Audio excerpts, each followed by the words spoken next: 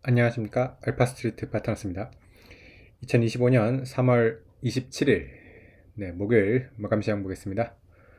코스피 지수가 1.39% 빠져서 2607로 마감을 했습니다. 오늘 꽤 하락했습니다. 거의 뭐 1.4% 가까이 빠졌어요. 외국인이 매수로 잡혔는데 오늘 거의 삼성전자로 매수가 쏠린 것 같거든요. 삼성전자만 한 3천억 이상 산 것 같습니다. 그래서 뭐 다른 종목들은 그러면 팔았다는 얘기고요.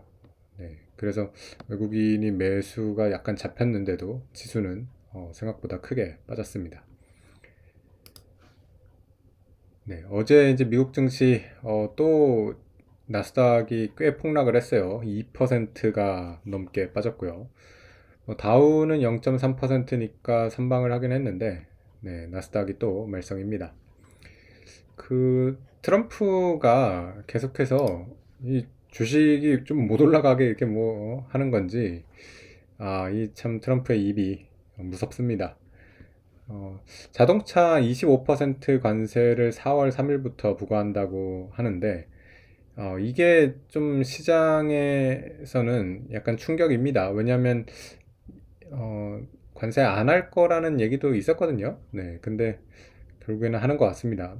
그래서 현대차 같은 경우도 뭐 올랐던 게 오늘 뭐 다 빠지고 그랬어요.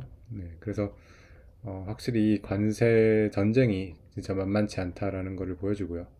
주식시장에는 계속해서 좀 안 좋은 그런 상황이 계속되고 있는 것 같습니다. 어제 유럽 증시도 1% 넘게 이렇게 하락을 했고요. 오늘 니케이도 0.7% 하락을 하면서 글로벌 증시가 대부분 다 빠졌습니다. 중국 증시만 약간 이렇게 오르는 그런 모습이었습니다. 미국 주요 종목 보시면 일단 또 빅테크들이 다 크게 하락을 했습니다. 테슬라가 5.6%나 빠졌고요. 그리고 엔비디아 같은 경우도 5.7%나 빠졌습니다. 엔비디아 같은 경우는 또 중국이 엔비디아 제재를 한다고 합니다. 그래서 계속해서 미국과 중국의 이런 패권 싸움이 불똥이 계속 튀고 있습니다. 엔비디아 같은 경우도 아무래도 뭐 중국 쪽 매출이 뭐 그렇게 뭐 아주 작은 건 아니라서 타격이 있을 수밖에 없는 것 같고요. 다른 뭐 빅테크 주식들도 대부분 다 하락을 했습니다. 구글이 3% 넘게 하락을 했고요. 브로드컴도 거의 5% 가까이 하락을 했습니다. 팔란티어도 4%, 오라클도 4% 이렇게 빠졌습니다. 헬스케어 쪽에서는 일라이릴리가 3% 빠지면서 크게 하락을 했고요. 다른 섹터들은 뭐 그래도 빅테크들에 비해서는 괜찮았습니다. 다우가 0.3%밖에 안 빠진 이유가 빅테크를 제외한 다른 섹터들은 그래도 조금 오르는 종목들이 많이 보였습니다. 확실히 이런 필수 소비재가 경기 방어적인 그런 성격을 갖고 있어가지고 필수 소비재가 그래도 좀 올랐어요. P&G 같은 경우가 2% 올랐고요. 코카콜라, 펩시 같은 경우도 2% 가까이 이렇게 올랐습니다. 은행주 같은 경우는 거의 보합 수준이었던 것 같고요. 버크셔 해서웨이는 0.8% 올랐는데 버크셔 해서웨이는 뭐 계속해서 좀 사상 최고가 근처에 있는 그런 지금 종목이라서 올해 뭐 미국 증시에서는 가장 좋은 종목이 아닌가 이런 생각이 듭니다. 그리고 에너지 주식들도 조금 올랐습니다. 엑선모빌이랑 쉐브론이 1% 넘게 조금 올랐습니다. WTI가 다시 거의 70불 가까이 오면서 에너지 주식이 좀 올랐는데 WTI 근데 너무 오르는 거는 안 좋습니다. 주식 시장에는 석유 가격은 낮게 유지가 되는 게 좋을 거고요. 트럼프도 지금 목표가 어쨌든 석유 가격을 여기서 더 떨어뜨리는 걸 목표로 하고 있는데 60불대에서 그렇게 쉽게 또 떨어지는 모습은 아닌 것 같습니다. 계속해서 65불에서 한 70불 그 정도 사이에서 왔다 갔다 하고 있는데 지금은 다시 또 박스권 약간 상단 이런 쪽으로 온 그런 상황입니다. 채권금리도 마찬가지로 잘 안 빠지고 있어요. 지금 10년물 채권금리도 4.35% 이렇게 되다 보니까 지금 뭐 이런 지표들을 봤을 때는 트럼프 마음대로는 되고 있는 것 같지는 않습니다. 지금 WTI도 생각보다 안 빠지고요. 지금 또 채권금리도 생각보다 안 빠지는 그런 상황입니다. 네, 그래서 좀, 이런 관세가 좀 많이 완화되기를 바랬는데, 그러면서 시장이 조금 반등을 했던 거거든요. 근데 이런 좀 기대가 지금 또 깨지면서, 이렇게 약간 하락을 하는 쪽으로 또 가고 있고요. 우리 시장 같은 경우는 삼성전자는 좋았거든요. 오늘 삼성전자 같은 경우는 외국인이 꽤 샀어요. 지금 보면 거의 600만 주 넘게 매수를 한 걸로 잡히거든요. 그러면 네, 거의 한 4천억 가까이 샀네요. 네, 그러니까 삼성전자를 상당히 많이 샀어요. 4천억을 샀는데 오늘 코스피가 뭐 외국인 뭐 한 900억 매수니까 다른 종목들은 한 3,100억 정도 이렇게 판 것 같습니다. 네. 그러다 보니까 이제 전체적인 분위기는 좀 안 좋았던 것 같고요. 삼성전자 같은 경우는 그래도 메모리 반도체가 좀 가격이 올라오고 있고요. 워낙 그 쌌기 때문에 좀 반등할 수 있는 그런 힘이 좀 있는 것 같고요.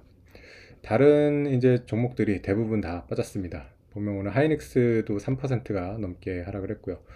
그리고 뭐 이 자동차 관세 뉴스가 나오다 보니까 현대차 같은 경우 최근에 올랐던 거가 뭐 다 이렇게 되돌리는 그런 모습이 나왔습니다. 현대차가 4% 넘게 하락을 했고요. 기아차도 3% 넘게 하락을 했습니다. 현대모비스도 2% 하락을 하면서 현대차 그룹주가 다 안 좋았고요. 네, 그리고 하나 에어로스페이스도 0.6% 빠졌고요. 그리고 조선주 같은 경우도 좀 오늘 하락폭이 제법 있었습니다. 현대중공업이 4% 하락을 했고요. 하나오션도 4% 넘게 하락을 했습니다. 한국조선해양은 5%가 넘게 하락을 했고요. 네, 뭐 몇몇 그래도 또 빛을 본 그런 주식들도 있는데 메리츠 금융지주의 상승이 좀 눈에 띄었던 것 같습니다.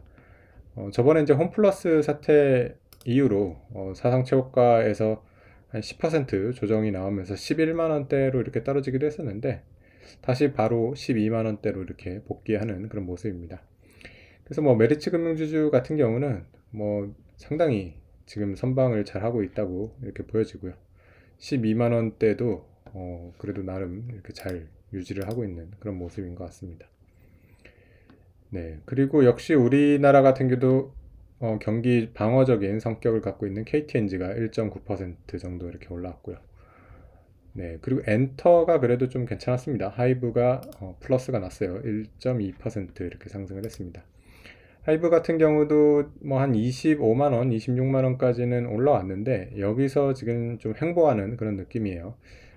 이게 더 치고 올라가서 30만 원대 이렇게 가기에는 좀 엔터가 아직 그 정도의 지금 힘은 없는 것 같고요. 그래도 언제든지 다시 좀 올라갈 수 있는 그런 지금 준비는 되어 있는 것 같거든요. 네, 그래서 뭐 하이브 같은 경우는 이제 BTS가 완전히 복귀를 하고 좀 여러 가지 이제 실적이나 이런 결과들이 좀 나오면 다시 좀 올라갈 수 있지 않을까 그런 기대를 하고 있습니다.